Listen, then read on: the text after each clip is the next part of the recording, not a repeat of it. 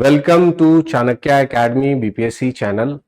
तो बीपीएससी 67वीं की प्रारंभिक परीक्षा 30 सितंबर को आयोजित होने जा रही है और आशा ही नहीं पूर्ण विश्वास है कि आप तमाम विद्यार्थियों ने इसकी तैयारी अच्छे से कर ली होगी। अब क्या है कि एक दिन के समय को कैसे यूटिलाइज किया जाए और किस तरीके से अपने परीक्षा को थोड़ा और अच्छा बनाने की कोशिश की जाए, इन बिंदुओं पर आज हम लोग बात करेंगे। अभी आपके मन में ये बात चल रही होगी कि हमारा ये छूट गया, हमारा ये सिलेबस छूट गया, हमारा ये रिवीजन छूट गया और तमाम तरह की चीजें आपके दिमाग को बॉदर कर रही होगी। तो मेरा विद्यार्थियों से ये सलाह है कि आपने यदि अच्छे से पूरे वर्ष इस परीक्षा की तैयारी की है तो आपको बहुत ज्यादा घबराने की आवश्यकता नहीं है। आप अपने मन को शांत कीजिए, शांतचित्त होकर अब सिर्फ उतनी ही चीजों को आप पलट कर देखिए जो आसानी से आप कर सकते हैं। क्योंकि कुछ विद्यार्थियों की स्थिति ये होगी कि उनका कुछ टॉपिक छूट गया होगा, उसको उन्होंने तैयार नहीं किया होगा। कुछ विद्यार्थियों की स्थिति ये होगी कि यदि टॉपिक उनका सारा कवर अप हो भी चुका है तो रिवीजन में कुछ टॉपिक रह गए। और कुछ विद्यार्थियों की स्थिति ये होगी कि उन्होंने पूरे टॉपिक को अच्छे से पढ़ा होगा, पुनः उसका रिवीजन भी कर लिया होगा, फिर उनके मन में आ रहा होगा कि लास्ट टाइम में एक बार और रिवाइज कर लेते तो शायद स्थिति और अच्छी रहती।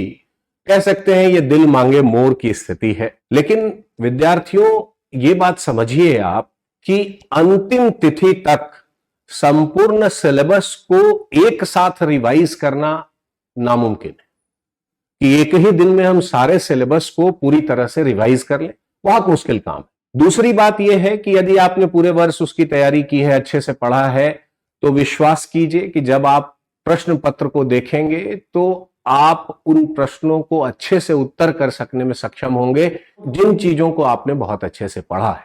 इसलिए घबराने की आवश्यकता अब नहीं है। एक दिन में बहुत कुछ किया भी नहीं जा सकता, अतः ज्यादा से ज्यादा अपने आप को शांत चित्त रखने की कोशिश कीजिए और कॉन्सेंट्रेट होकर परीक्षा को पूरी तरह से एक कंसंट्रेशन के हाई लेवल पर ले जाकर देने के लिए आपको यह आवश्यक है कि आप अपने मस्तिष्क को शांतचित्त रखें, घबराएं नहीं, एग्जामिनेशन फीवर से ना ग्रसित हो, एंजाइटी से ना ग्रसित हो, क्योंकि जो करना था वो कर चुके आप। अब थोड़ा बहुत ब्रशअप की ही बात है जो आप कर रहे हैं और इत्मीनान से उसको करते रहिए। दूसरी बात जो मैं आप सबों को बताना चाहता हूं वो ये है कि परीक्षा भवन जो भी आपका सेंटर है उस सेंटर के विषय में पता कर लीजिए, क्योंकि कई विद्यार्थियों के सेंटर ऐसे होंगे, ऐसे शहरों में पड़े होंगे जिसकी जानकारी उनको पहले से नहीं होगी।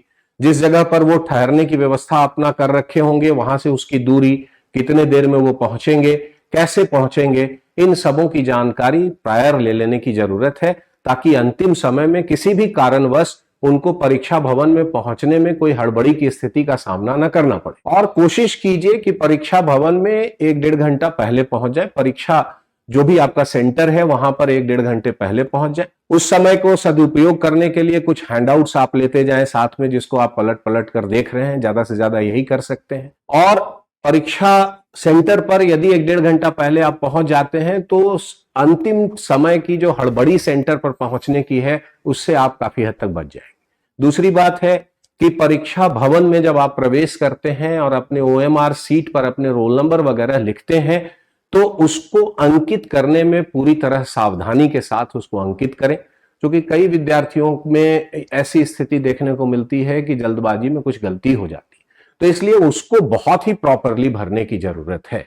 पुनः जब आपको प्रश्न पत्र मिलता है तो प्रश्न पत्रों के संदर्भ में 3-4 प्रश्न पत्रों को सॉल्व करने के संदर्भ में 3-4 प्रमुख बातों को बहुत ही अच्छे से ध्यान रखने की जरूरत है।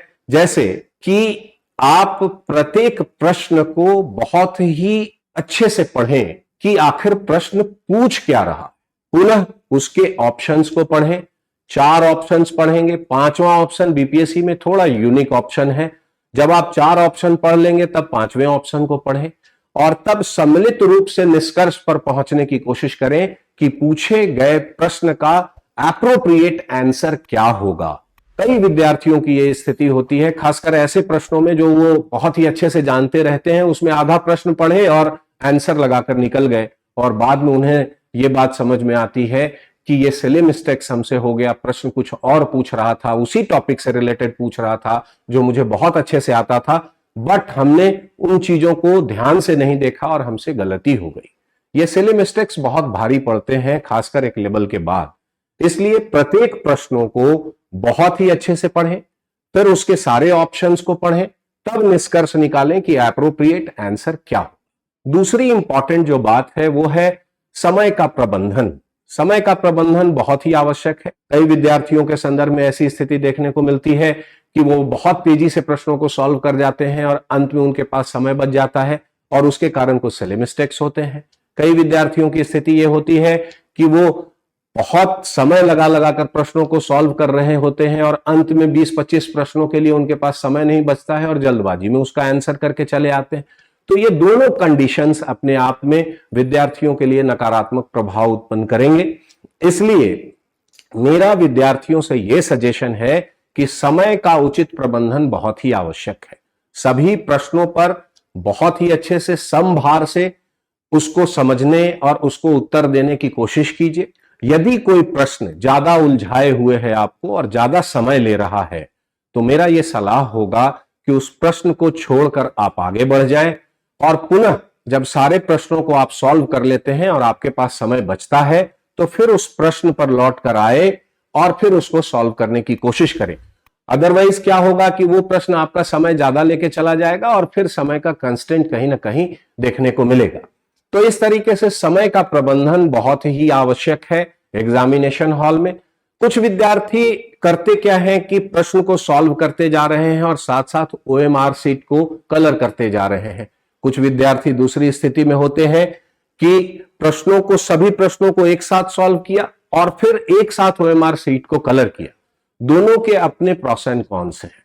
पहले स्थिति में यह स्थिति हो सकती है, कई बार देखने को मिलता है विद्यार्थियों के संदर्भ में कि आप प्रश्न को सॉल्व कर रहे हैं और साथ साथ ओएमआर शीट को कलर करते जा रहे हैं और जब और उससे कुछ रिलेटेड प्रश्न आगे दिखाई दे रहे हैं तब आपको लगता है कि जो हमने प्रीवियस प्रश्न में कलर किया है शायद वो उचित नहीं था, उसका दूसरा ऑप्शन ज्यादा बेटर होगा।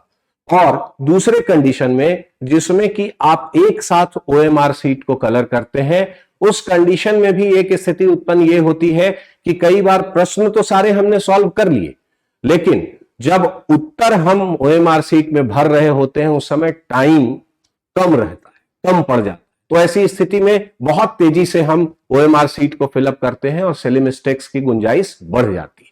तो इन दोनों कंडीशन से बचें। एग्जामिनेशन हॉल का सबसे मूल मंत्र जो है वो यही है कि आप समय का उचित प्रबंधन के साथ अपने प्रश्नों को सॉल्व करें और सभी प्रश्नों को अच्छे से पढ़ें कि वो पूछ रहा क्या है और उसके सभी ऑप्शंस को पढ़ने के बाद ही निष्कर्ष पर पहुंचे कि इसका एप्रोप्रिएट आंसर आखिर क्या होगा। अगर जो ऐसी स्थिति में आप इन छोटी छोटी सी चीजों को यदि आप ध्यान रखते हैं तो निसंदेह आपके सिली मिस्टेक्स कम होने की संभावना है, गुंजाइश बनती है। और सिली मिस्टेक्स एक लेवल के बाद बहुत ही नकारात्मक असर दे सकता है। इसलिए मेरा विद्यार्थियों से ये आग्रह है कि वो इन छोटे छोटे से चीजों को बहुत ध्यान पूर्वक करके अपने एग्जामिनेशन हॉल में अपना बेस्ट परफॉर्मेंस देने की कोशिश करें। कई विद्यार्थियों को ऐसा लगता है कि उस एक दिन के समय में मैं ज्यादा से ज्यादा यदि पढ़ लूंगा, सोऊंगा नहीं, तो शायद मैं बहुत बेटर कर पाऊंगा। कमोबेश ऐसी स्थिति नहीं है।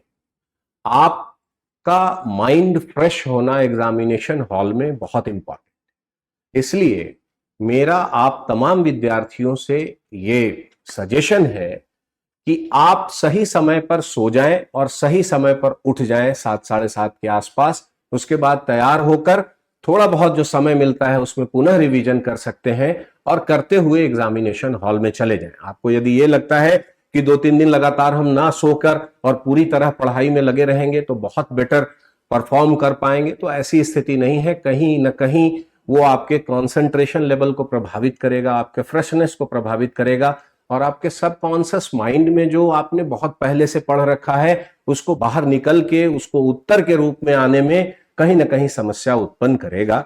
इसलिए आप ठीक है, जितना समय मिलता है, मैक्सिमम समय जो भी आपको मिल पा रहा है उसको आप यूटिलाइज कीजिए, लेकिन सोने की स्थिति को जरूर ध्यान रखिए। उसको स्किप करने से कोई बहुत बड़ा लाभ की स्थिति नहीं होगी। चाणक्य आईएएस एकेडमी उन तमाम विद्यार्थियों के लिए ढेर सारी शुभकामनाएं प्रेषित करता है जो बीपीएससी 67वीं की पीटी परीक्षा में 30 सितंबर को सम्मिलित होने जा रहे हैं।